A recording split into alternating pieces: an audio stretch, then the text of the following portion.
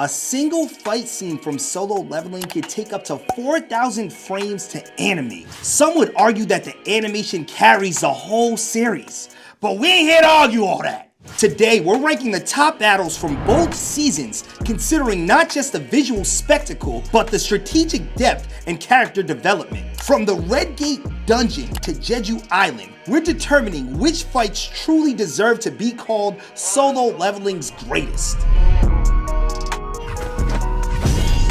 Alright, number 5 on the list, we have Jinwoo versus Tae-shik. The fight between Jinwoo and King Tae-shik is symbolic of the larger theme of Solo Leveling. The transition from a weak, overlooked individual to a powerful, unchallenged force. Tae-shik was a false ranker and a murderer, but what the system made Jinwoo do in this moment speaks levels to the actual power Jinwoo possesses and how dark it can really be.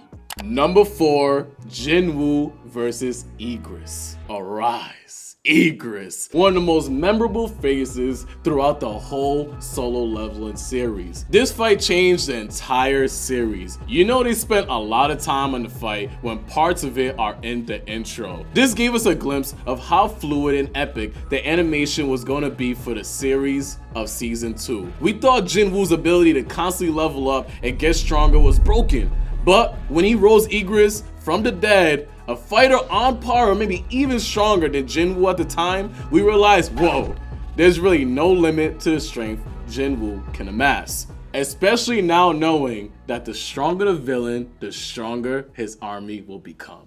Number 3, Jinwoo versus Barca. Now some battles in Solo Leveling are about pure overwhelming force. The fights against Barca in the Red Gate Dungeon shows this perfectly. Here, Jinwoo's understandings of his abilities are in full display. In the middle of his battle with Barca, he kills Kim Chu to resurrect him for additional support. Talk about willpower. Jinwoo expresses in the battle that his might alone wasn't going to be enough to defeat Barca, so it's crazy to see him abandon his morality to give himself the upper hand in this fight. Number 2, Jinwoo versus Baran. Visually, Jinwoo versus Baran is a spectacle. If the fights before this one were in theaters, then this one is IMAX. Baran's presence was that of an Elden Ring boss, and on top of that, he came in riding a blue-eyes white dragon. The long stare down before the final showdown sets the stage like no other fight on this list. The pouring rain provides us with a glimpse of just how fast these two were really moving. During the close-ups of this fight, the droplets look like they're almost frozen in time. Jinwoo's reaction time had to have come from god-level instincts, or we'd have no show to continue watching. In the end, Jinwoo probably should have lost this one if it weren't for the humanity shown to Isu earlier in this arc.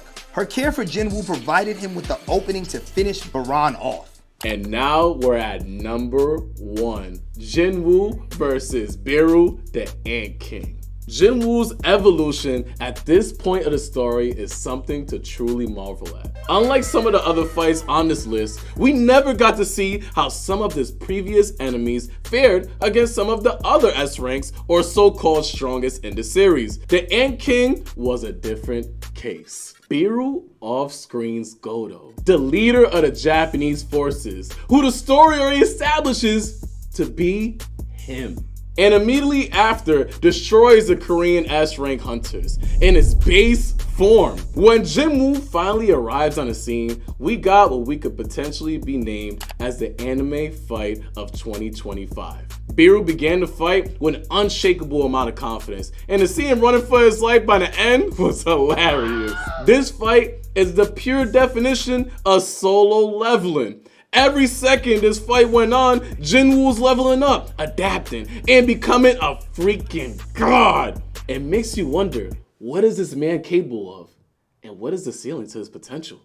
Alright y'all, that was RTTV's top 5 fights in Solo Leveling so far. Does it match up with yours? Does it compare to your top 5 in your favorite animes? Let us know down below in the comments, and if you guys want to see more of these videos on the channel, make sure you like it up and subscribe to the channel.